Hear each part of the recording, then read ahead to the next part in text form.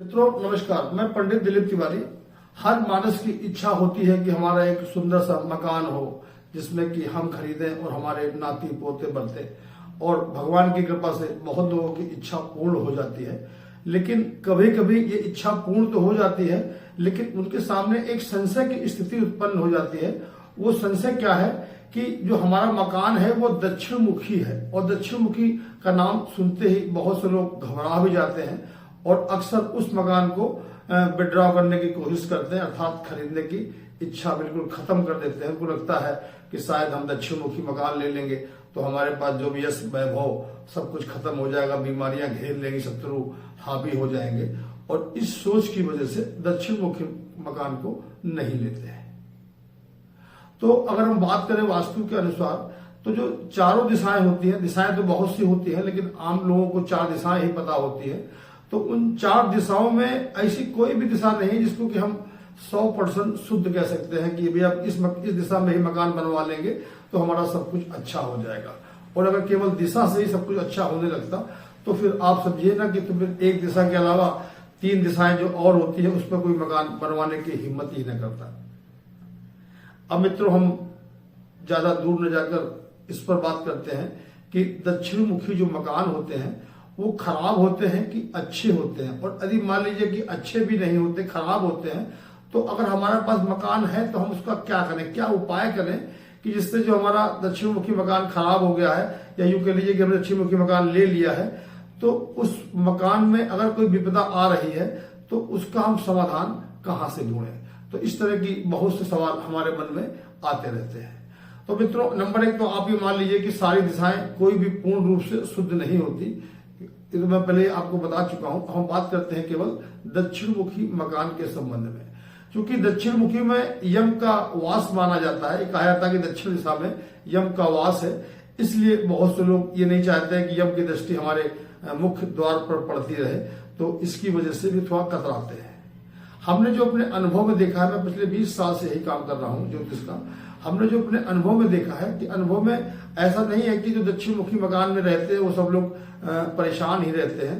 तो हमने जो देखा कि दक्षिण मुखी मकान में जो लोग मांस मदिरा का सेवन करते थे उनके साथ तो हमने कुछ इस तरह की घटनाएं देखी कि कोई बीमारियों ने उनको घेर लिया, या बीमारियों में उनका पैसा खर्च हो रहा है, बीमारी को छोटी मोटी ही सही, लेकिन प्रॉपर घर के मेंबरों को बीमारी बनी रहती है। अब जिन लोगों ने ले लिया है वो मकान कोई 100-200 रुपए का तो खेल है नहीं कि हम आज मकान बदल देंगे, कल दूसरा खरीद लेंगे, परसों तीसरा खरीद लेंगे।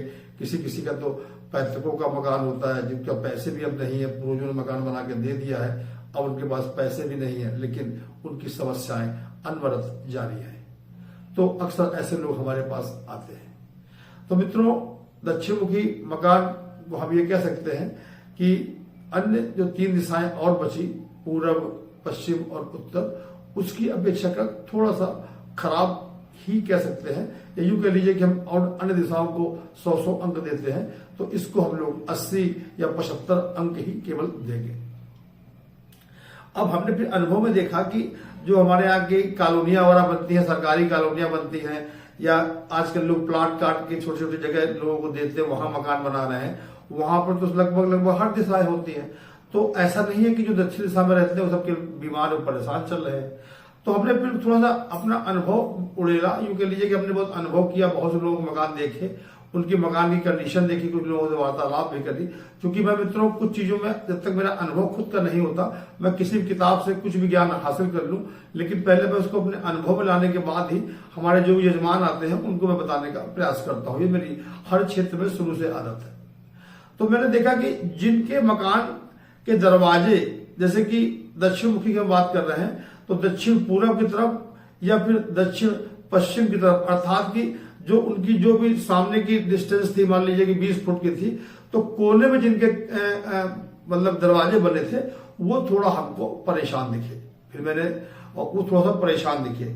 अब इसके बाद मैंने कुछ मकान ऐसे लोगों को देखे जो बहुत रईस थे, उनके घर में स्वास्थ्य की कोई समस्या नहीं थी, पैसे की कोई समस्या नहीं थी। तो हमने देखा कि उनके जो मकान बने थे, उनके मकान के दरवाजे थे वो अमूमन बीच में थे। मतलब मान लीजिए कि प्योर 90 डिग्री का दक्षिण दिशा, या यूं कह लीजिए कि अगर 20 फुट है तो 10 फुट उसका मिड कर लीजिए, आधा गेट इधर और आधा गेट इधर, अर्थात जो उनके दरवाजे थे मुख्य द्वार वो उनके दरवाजे में बिल्कुल बीचों बीच में लगे थे। तो हमें लगा कि शायद ये उपाय अच्छा हो सकता है। फिर मेरे पास जो क्लाइंट आते हैं उनसे मकान की बात पूछता हूँ। जैसे वो समस्या बताते हैं कि हमारे यहाँ पैसे की दिक्कत आ रही है, कि बीमारी हो रही है, तो उनसे मैं मकान के बारे में भी पूछता हूँ अक्सर कि आप अगर जो दक्षिण मुखी वाले लोग आते हैं वो बताते हैं। तो फिर हमने देखा कि अगर उनका दरवाजा कोने में था तो उनको दिक्कतें थी। तो मैंने उनको उपाय के नाम पे कहा कि आप इतना बड़ा मकान तो नहीं ले सकते, तो आप एक काम करिए, मकान को बीच में एक गेट लगा दीजिए। अगर नहीं इतना पैसा है तो छोटा सा ही गेट लगा दीजिए बीच में, और उससे भी आवाजाही रखिए। तो जब इन लोगों ने ये किया तो जो घर की जो वास्तु दोष था वो देखा कि लगभग समाप्त सा हो गया। अब जो नए मकान बनवाने वाले लोग आते हैं वो हमसे वास्तु की चर्चा करते हैं, तो उनको मैं यही राय देता हूँ, और भगवान की कृपा है कि अभी तक उनको स्वास्थ्य और पैसे संबंधी कोई समस्या नहीं आ रही। हाँ, अब किसी घर में मान लीजिए ऐसा कुछ है कि घर में कोई कमाने वाला ही नहीं है, अब उसका दरवाजा भी बीच में, अब वो कह रहा पैसे नहीं आ रहे हैं, तो ये तो आप समझते ही है कि जब तक कोई पैसे घर में कमाने वाला नहीं होगा तो कोई दक्षिण मुखी मकान में अगर आप बीच में दरवाजा लगा लेंगे तो ऐसा तो नहीं है कि कोई चमत्कार हो जाएगा कि अब पैसा अपने आप ऊपर से गिरने लगेगा। तो अर्थात मित्रों, हमारा कहने का तात्पर्य ये था कि अगर आपको दक्षिण मुखी मकान है तो आप प्रयास करें कि दरवाजे को बीच में रखें, और हो सके तो दरवाजे को काले रंग का रंगिए भी मत, काले के अलावा और कोई भी रंग रख लीजिए, आपको दिक्कत नहीं करेगा, क्योंकि यम का होता है और वहां पर सूर्य का प्रभाव लगभग पूरे दिन दक्षिण दिशा में ही रहता है। तो जो हमें रहने वाले लोग होते हैं उनको और दिशाओं की अपेक्षा थोड़ा उनको गर्मी भी अधिक लगती है, यूं कह लीजिए, और वो लोग थोड़ा सांवले भी हो जाते हैं। तो अक्सर लोग कह देते हैं कि यम का वास है, दक्षिण मुखी में रहते हो इसलिए आप सांवले हो गए, आपका रंग दब गया है। तो मित्रों, उसके लिए यम और शनि का कोई मतलब वो फैक्टर नहीं है। उसके लिए जो फैक्टर है वो फैक्टर ये है कि चूंकि दक्षिण में सूर्य पूर्व से निकलता है, दक्षिण में होते हुए शाम को पश्चिम में जाता है, अर्थात दक्षिण मुखी मकानों में सूर्य हमेशा लगभग दरवाजे के सामने ही रहता है। और आपको इतना पता ही है कि जहां सूर्य का प्रभाव ज्यादा रहेगा वहां हमारा रंग भी थोड़ा सा डाउन होगा और घर में थोड़ा सा उमस भी रहेगी। ये रीजन होता है। लेकिन आजकल के जमाने में लोगों के एसी, कूलर, पंखे लगे हैं तो इतना फील नहीं होता। और वास्तु के अनुसार अगर आप नया मकान ले रहे हैं तो आप अपने दरवाजे को बीच में रखें, और यदि आपने मकान पहले से ले रखा है और कोई समस्या आ रही है तो आप प्रयास करें कि अगर किनारे का दरवाजा हटा के बीच में लगा सकते हैं तो अति उत्तम।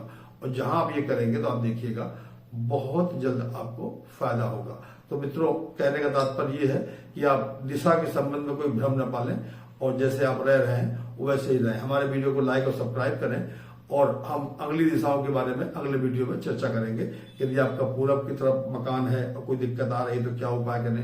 हमने आपको छोटा सा उपाय बताया, इससे सारी दिशाओं के बारे में हम आपको कोई ना कोई उपाय अगले वीडियो में बताने की कृपा करेंगे। नमस्कार।